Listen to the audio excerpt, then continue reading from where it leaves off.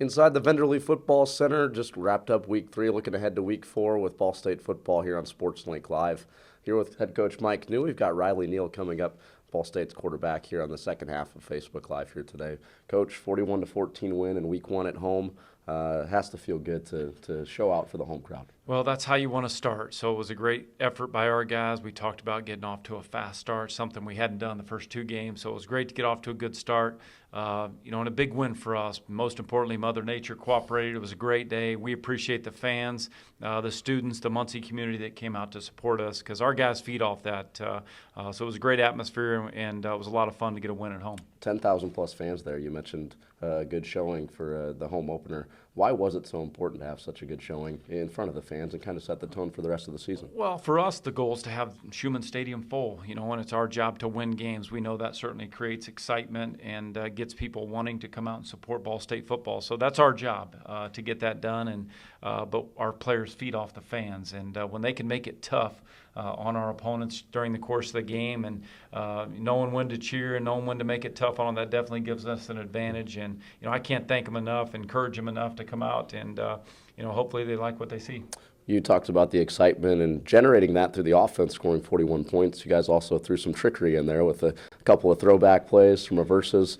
Some people would say, why throw that in against an FCS opponent? So why Saturday? Why was the time right to throw some of those wrinkles in there? Oh, there's more. It's not just the ones that showed up on Saturday, but every week in the game plan you have to have a few plays like that keeps defenses off balance, keeps them on their toes. They can't just let guys on a play fake think they're not part of the equation. So there's more trick plays coming, and we'll have some in the package every single week. But you want to put those on tape. It makes it tough on our defense to prepare for that, knowing that they just can't pin their ears back. They got other things to think about. Another nuance on offense on Saturday, you guys went under center a little bit, and that's not something we saw much, I think, or at all during the first 2 weeks. Why'd you guys kind of throw that in there as well? It's something that Riley was very good at when he was in high school at Yorktown. He played the position under center, so he felt comfortable. And some of the play fakes, some of the play action package, it just sets up better when you're playing the position under center. It creates for better downhill running at times. So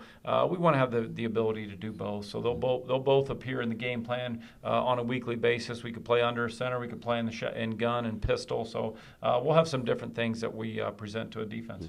With you guys rarely huddling, a lot of people think that means tempo, tempo, tempo, go, go, go, go, go. But that wasn't really the case on Saturday. You guys possessed the ball for 38 minutes. How much of an emphasis was there in possessing the ball and kind of sitting on it a little bit? Well, I think for us, it's all about, hey, there's times when we really want to go at a fast pace, and there's times when you want to go no huddle, but yet also control the clock. And I think at some point in the second half there, too, our emphasis was on running the football. We wanted to run the football. We wanted to have sustained drives where we get first downs, but yet we want those to lead to touchdowns. So I think our guys just did a good job of executing the offense.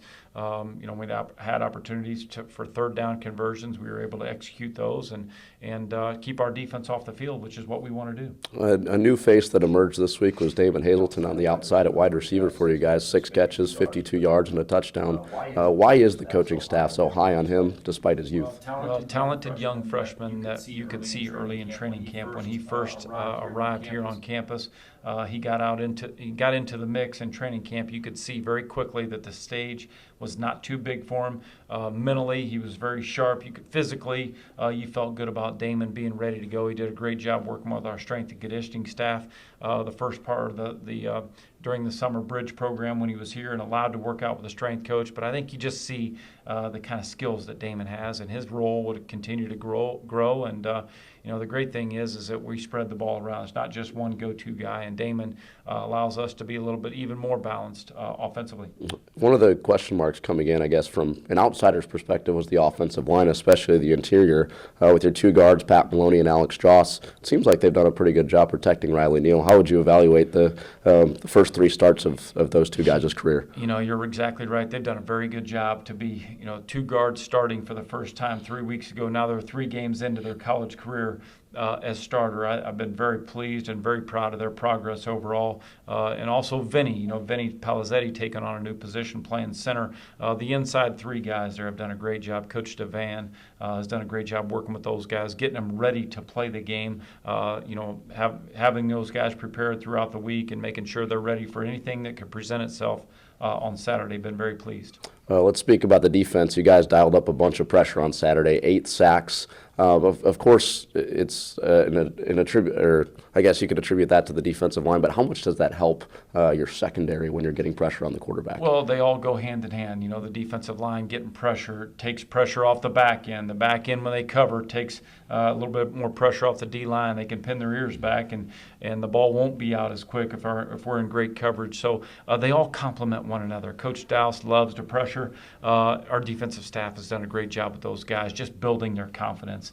They expect to go on the field now. They expect to hold an offense to 3 and out, force them to punt the ball. That's just their mindset right now when they take the field. And I think you just see the confidence level continue to grow, not only in the game, but you see it continue to grow in practice. They come ready to go to work. We'll be anxious to get on the field tomorrow and get a great week of work in and get ready to go beat Florida Atlantic. Zach Ryan, your middle linebacker, around the ball a lot again this week. He led the team in tackles with 9. Despite not having the captain tag on your defensive unit, why is he a leader? Mr. Consistency. Zach's just not a real vocal guy. He is one of the hardest workers, 2-time Iron Cardinal winner, which is a reflection of the weight room work and being recognized for how hard and the kind of numbers he puts up in the weight room. But Zach's got a great attitude. He's a student of the game. He knows the defense. There's no better guy calling the defense for you at middle linebacker than Zach. He's going to be ready to play week in, week out. Plays at a high level, and most importantly, he has fun playing the game. One of the potential distractions with this past Saturday could have been family weekend. It was one of the first times for you in a long time that you had a bunch of family here in town. What was that like to have that support behind you here at home? Well, that was cool for me. It's been a long time, where my career's taken me as a coach. It's been a long time since I've had that many family members before a game and after a game. So it was a great day for us on Saturday just to enjoy the day. Not only before the game, got to see him for a little bit, but after the game, we had a post-game tailgate, and then we all went out to dinner together. So very appreciative of the support system I have. Wouldn't be here without them, and we're looking forward to many more great days here at Schumann Stadium. You had your biological family here, but also an extension of the Ball State family here. You had your former head coach, Paul Schudel, on the sidelines. Over the years, as your coaching career has taken you down south and away from Muncie, how have you been able to maintain a relationship with Coach Schudel? Well, we've kept in touch. Obviously, he's traveled quite a bit, and we've been different places, but we have kept in touch quite a bit. He made a trip. He and his wife, Mary, made a trip to New Orleans last year to come see the Saints and the Giants game. We went out to lunch, had him on the sideline for that game. So just to have a chance to talk to him before the game, just to share some good stories together, some great memories from our days together at Schumann Stadium. And it's always great to see him. He's such a very successful coach to win 2 championships here, and he's left a mark here on Ball State University and Ball State football that's a high standard, and we expect to achieve that. Feel good, obviously, about going to 2-1 and winning in blowout fashion on Saturday, but how quickly do you have to encourage your team to move on and look ahead to Week 4? Well, these guys have moved on. We watched the game tape, made our corrections. We know that yes, it was a great game for us. We're at 2-1 right now, but we still have some things we need to clean up. We need to fix. Our focus right away is clearly on Florida Atlantic right now. The only thing we're thinking about is whatever it's going to take for us to get to 3-1. That's a lot better than 2-2. So we're going to have a great week of practice here, get on that plane Friday and go down to Florida and get us a win. From what you've seen from them on film, what sticks out to you as far as their strengths are concerned? They're a talented team. They've got a lot of skill players that can do some things with the ball in their hands. Yes, the last 2 weeks were tough. Playing Kansas State in Manhattan, we all know how tough that can be. They played Miami of Florida the week before that. So they've had a couple of tough games the last 2 weeks, but they won their home opener against Southern Illinois. I know they're chomping at the bit to get back to work to erase what just happened to them in Manhattan. So we're going to get a great game from a team that's ready to play. They've got some skill So it'll be a tough challenge for us, and we're going to play on their home field. So it'll be a nice humid night in Florida when we take that field. Second long road trip for you guys. Week 1 being in Atlanta, you guys had a chance to check out the College Football Hall of Fame. Obviously, this is a business trip. You want to get to 3-1, but is there anything in the itinerary to have some fun down there in the beach weather in Boca Raton? Well, I'll have to talk to our chief of staff, Byron Ellis, but I hope not. I'm one of those guys. Once the plane lands, I'm ready to get on the bus, get to the hotel, get off my feet, relax a little bit, and then make our final adjustments, if you will, in our meetings, and get ready to go to work. Well, Coach, best of luck down there in week 4. Excited about being 2-1. Hopefully it's 3-1 when we're talking next week. That's exactly right. Thank you. Thanks to Coach New. We got Riley Neal coming up next here on Facebook Live with Ball State Football. At Stoops, we're driven by sunny skies, full hearts, and good clean fun. By life's biggest moments and the every single day. By Friday nights, Sunday mornings, and the 9-to-5 grind. We're driven to protect you and yours and ignite the senses to help you get lost so you may find yourself. You see, it's the smile on your face, the look in your eye, when we realize that what we do today soon becomes your everyday.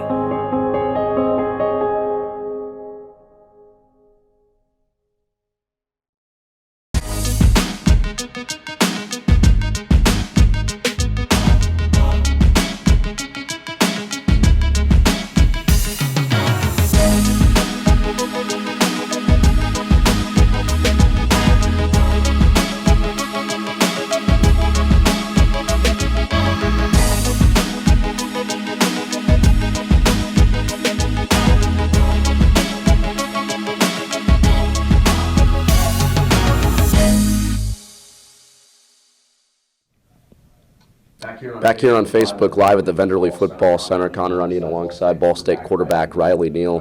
Riley, first of all, congratulations on the win on Saturday. It was a great start for you guys, 16 straight completions. Not 15, as Coach New had to be corrected yesterday. 16 straight completions for you to start the game. How locked in were you feeling from the jump on Saturday? Yeah, it was a pretty good feeling. We came out pretty hot, which was something we didn't necessarily do in the first 2 weeks. And Coach New reminded us that we did complete our first 15. There's some controversy whether it was 15 or 16, but either way, I thought it was a good start for us. I guess the controversy could have come in on that throwback play that you had from Teddy in the backfield across the field. How much fun is it to play in this offense where you get some freedom to have some of that creativity like we saw on Saturday? Yeah, it's a lot of fun. That's kind of what play Coach Lynch had been itching to call. He had it called against Georgia State, but checked out of it because it wasn't the look we liked. And but yeah, it is fun. There's a lot of ability to do different stuff, so it's pretty cool. You completed 28 balls on Saturday, and 6 of those came to a new face in the lineup, Damon Hazelton, a true freshman. How have you seen him develop over the first couple weeks of the season and in camp? Yeah, he's been huge for us, which didn't necessarily show in the first 2 weeks, but we talked about how he's going to have a role in our offense eventually, and it obviously showed on Saturday. A bunch of young receivers. I guess Kevon is really the guy that's been the cog in there the last 3 years. But Jordan Hogue, he's a junior, but we haven't seen a whole bunch of him. Damon Hazelton, Devin Reese. How has your chemistry developed so quickly with those guys, despite not playing in a lot of game action with them? Yeah, it's all pretty good. We have a pretty deep group of receivers, and with injuries to Corey and Kevon being out in the second half, a lot of guys got to prove their chance, and they did really well. Devin, Hogue, all those guys really showed on Saturday. First 2 weeks, saw a lot of shotgun. This week we saw some under center, still a lot of shotgun. But why is it different being under center rather than 5 yards back from your center? I think a lot of it's just scheme. Certain plays look better under center. You get a better fake with the running back, or you get a better opportunity to make the linebackers flow with the play or whatnot. But, either way, the more diverse you can be, I think it helps. Defense had to prepare for that much more. How comfortable are you in being under center as opposed to shotgun? Yeah, it really didn't make a huge difference to me. I just wait to see if he gives me the under signal or if it's, gun. So, to me, it doesn't make much of a difference. Coach New talked about how you went under center a lot at Yorktown. Let's talk about your Yorktown days a little bit. We talked before we came on here about the Yorktown Delta matchup. And Delta beat your Yorktown Tigers earlier on this season in the crosstown rivalry. How much flack did you get from Coach Lynch, your offensive coordinator, after that went down? Yeah, I definitely got some. We were sitting in the hotel, and he asked me if I saw the score. Obviously, it was a rhetorical question. He and I both knew what the score was. And now that Coach New's kids go to Delta, too, it's kind of, he chimed in. So, yeah, I definitely got some for that. You're only 15 to 20 minutes away from where you played your high school football, so how connected have you stayed to Yorktown and some of your family members that are still around the program? Yeah, my sister's still a senior, and she plays volleyball, so obviously I haven't had time to watch a ton of games, but I still keep updated on that. And then my brother, being a freshman, I still try to watch the football games. But so that those two have really helped me stay connected quite a bit. How much more does it mean to you to be close to home? And it was family weekend this past weekend. I assume you had a lot of family out here. Why does it mean more to you to be able to play in front of your family? Yeah, it's just pretty cool. The ones you really care about are there. Every week, 15, 20 family members, cousins, uncles, aunts asking you for tickets and whatnot. So it's a good problem to have, being close to home. At the end of the day, you kind of have to put that behind you and produce on the field, which you did on Saturday, not just through the air, as we talked about before, but also on the ground. You had 49 rushing yards on 10 carries.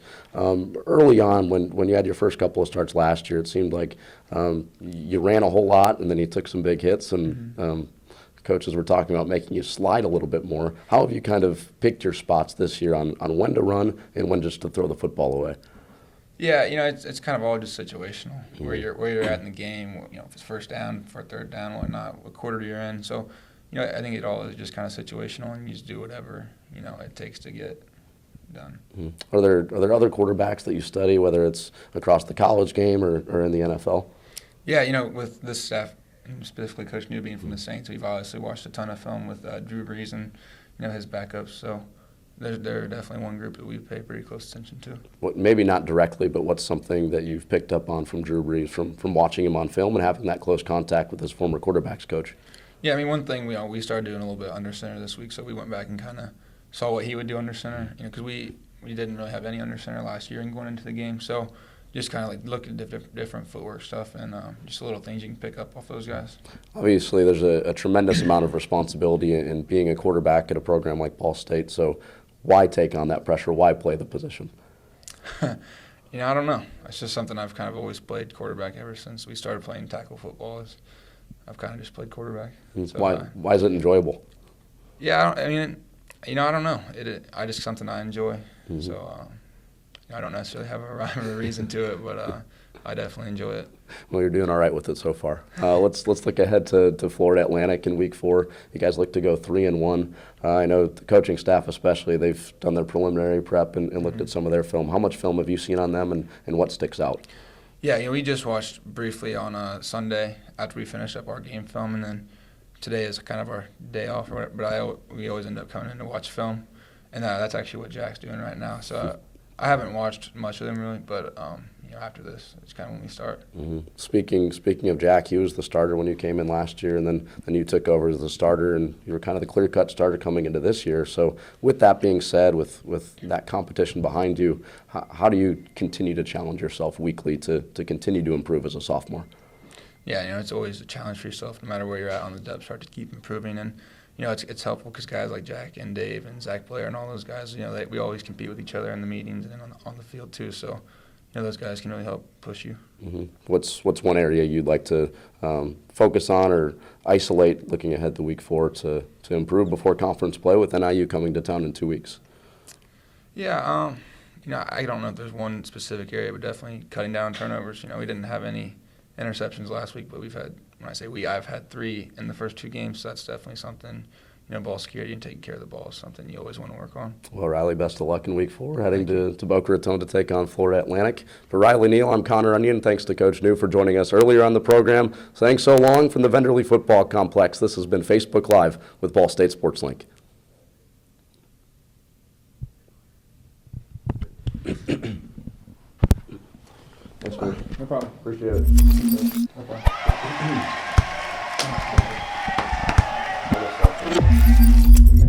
Yeah.